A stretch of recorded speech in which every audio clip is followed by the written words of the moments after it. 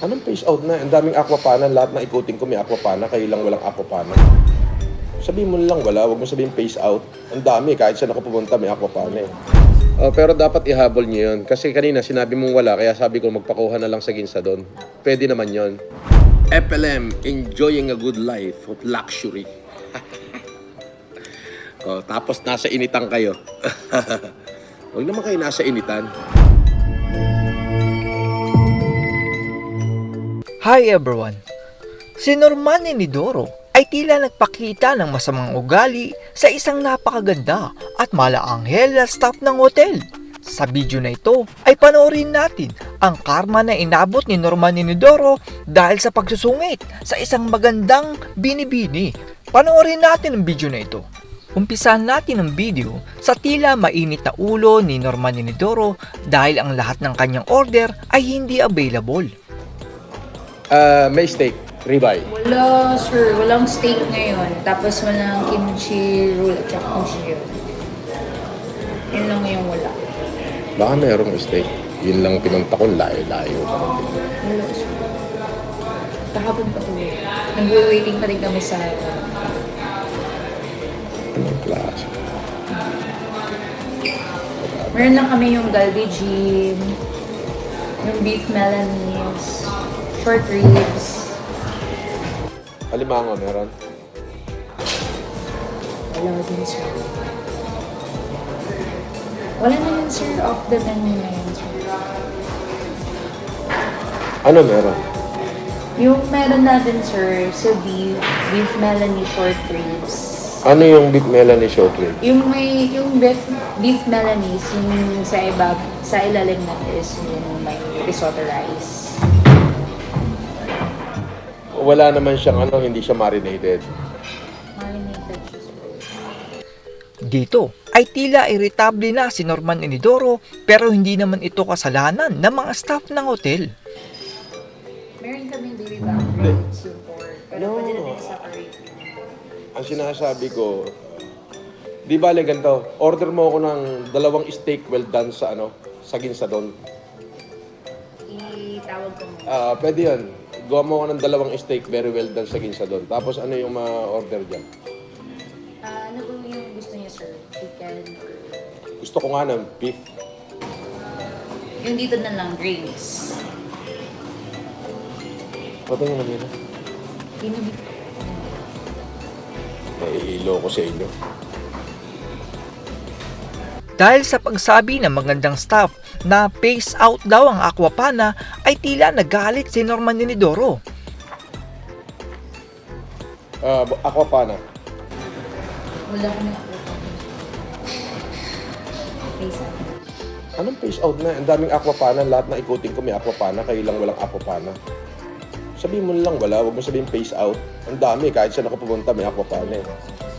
Ha? Wala kami. Iyo, sabihin mo lang wala, wag mo sabihin phase out.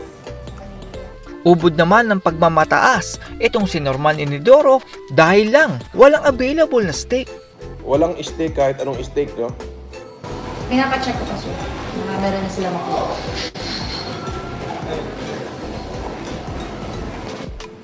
Pagka wala, dapat nag-order na kayo sa ginsa doon para hindi naman ako maghintay ng napakatagal. Yes.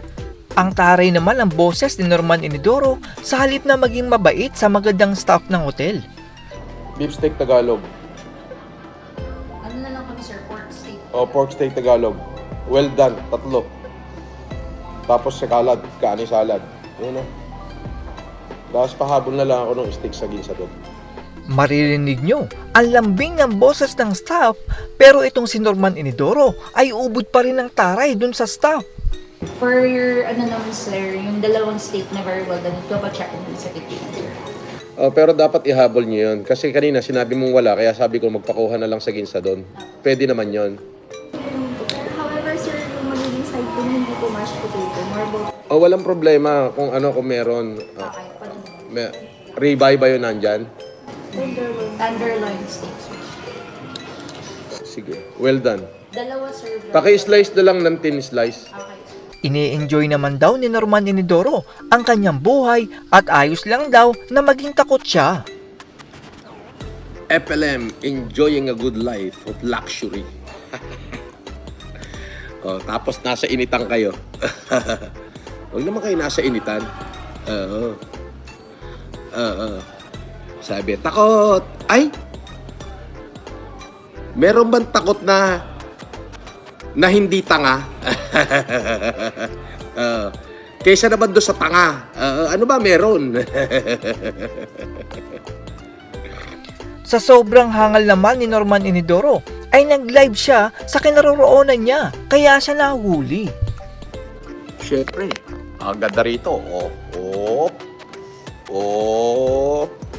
Wow! Ayun yung dalawa, oh. Kaway muna. Kaway. Yeah, isa pa. Casper. Iyon. Yes, sir. Ipinagmalaki naman ni Norman Inidoro ang kanyang abogado, pero hindi nga siya ipinagtanggol nung nawaran si Norman Inidoro. Gunggong, may warrant ka na pagkatapos. Ay, mas gunggong ka. Ibig sabihin, mas magaling ka sa abogado ko?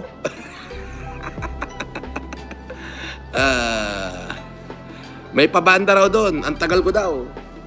Bakit? Asan nga ako pupunta? Wala namang advice yung lawyer ko. Kung pupunta ako doon, magpapakatanga lang ako. Di ba? Kayo naman? Baka kayo lang ang natatanga. Oo. Sarap ng enjoying a good life. Masaya pa si Norman Inidoro dito at tila walang bakas ng pangamba sa kanyang mata.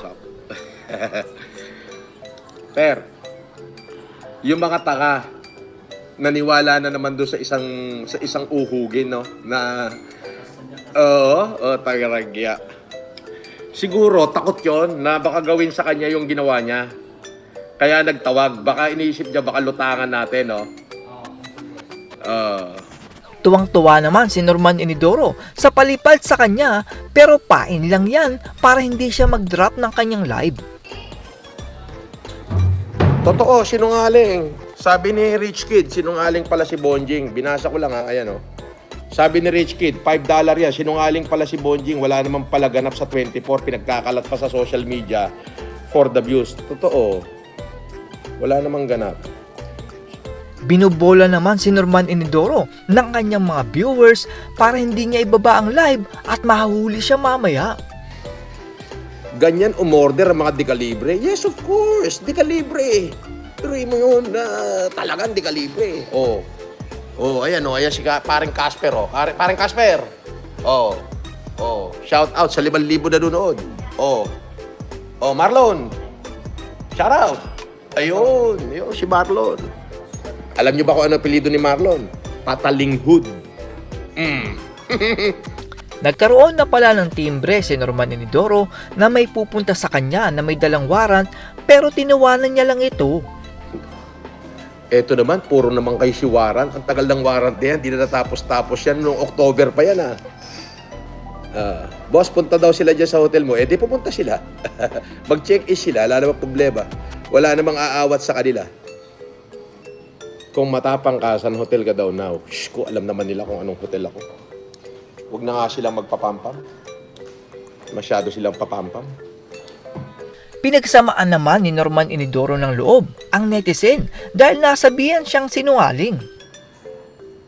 Isama mo si Jimboy, full force tayo sa 24. Sunog ka na naman sa kasinungalingan mo. Ay, masinungaling ka, tanga. Bakit ko naman isasama si Jimboy sa 24? Wala namang akong hearing ng 24. Ano yun? Mas matalino sila sa lawyer ko? Ikaw talaga? Tagal ko na sinabi dyan Kinabukasan pa lang nung dumating ako ron, sinabi ko na sa inyo, wala na ako hearing. Paano naman ako magkaka-hearing ng 24? Diba? Di ginawa lang kayong tanga. Diba? Mukhang napahamak si Norman Inidoro dahil sa masyado niyang paniniwala sa kanyang lawyer. Naduwag ka na naman, inayupak ka, makukulong ka na, pastihan. Uy, talaga? Bayot, hindi pupunta sa hearing. Ay, sino may hearing? Gago lang yung nagsasabing may hearing ako. Ano kayo, matalino pa kayo sa lawyer ko? Ang bobo mo naman.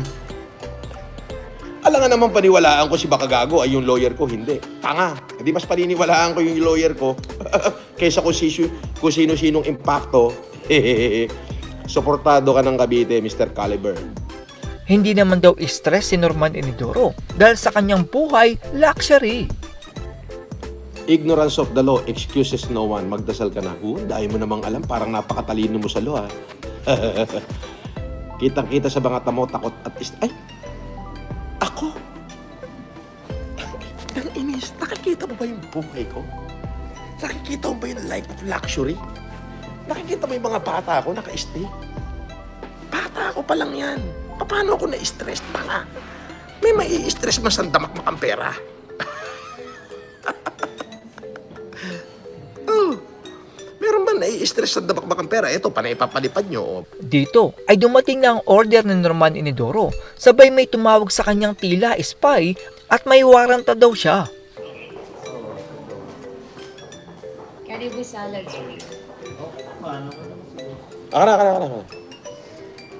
Oh, bakit? Sino may sabi? Sino?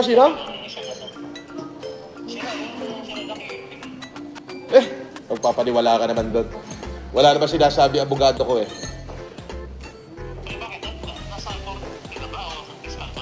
Piskal pa lang.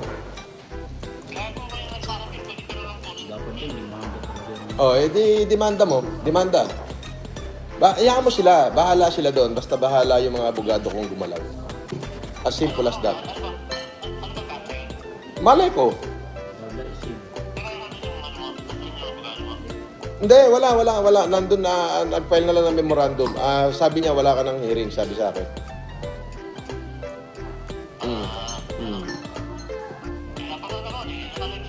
Hindi, wala akong hearing. Sino paniniwalaan natin? Si Poblador? Yung abogado natin? O sila? Sila lang ang may hearing.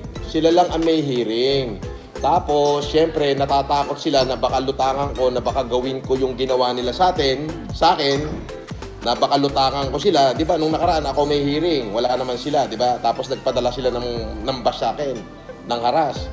Natatakot sila na baka gawin ko the same. Kaya syempre, nagtawag. Papaniwala ka na bando? Wala yun. Ha? Wala. Ginago lang niya yung mga viewers niya.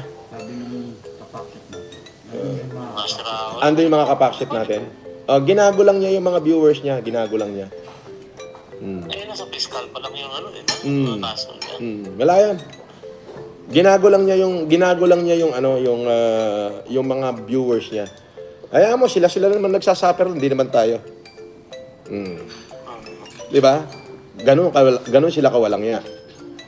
Ganun lang yun. Okay, nakalive ba ba? Oo, nakalive ako. Sige na, bye-bye. At sa huling parte ng video ay 2 subo pa lang ang nagagawa ni Norman Inidoro at ang dapat na steak na isi-serve sa kanya ay warrant pala. Ano to? Kanibo salad.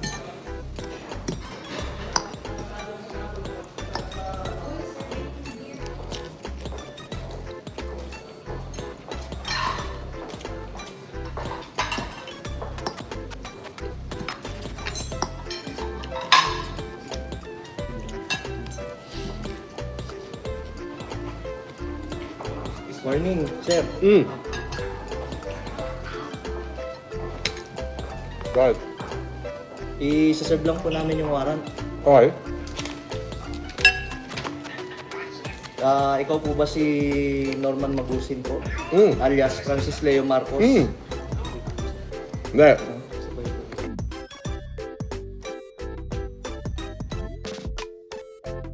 At yan po, ang tila hindi magandang pakikitungo ni Norman Inidoro sa mga magagandang staff ng hotel. Sa ating pong mga kababayan, ay maging magalang po tayo sa mga taong nagbibigay serbisyo sa atin. Hindi po ibig sabihin na nagbabayad tayo ay pakikitaan na po natin sila ng magaspang na ugali at pagmamataas. Tao din po sila na may damdamin na nasasaktan at nararamdaman. Piliin po nating maging mabuti sa kanila at magpasalamat sa serbisyo na ibinibigay nila sa atin.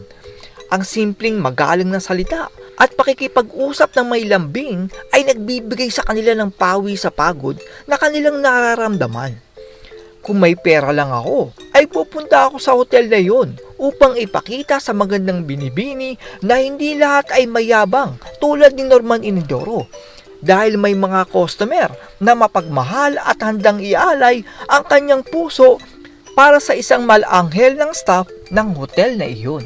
That's all everyone. Salamat sa inyong panonood. This is Chuck and you're watching Biker Drone.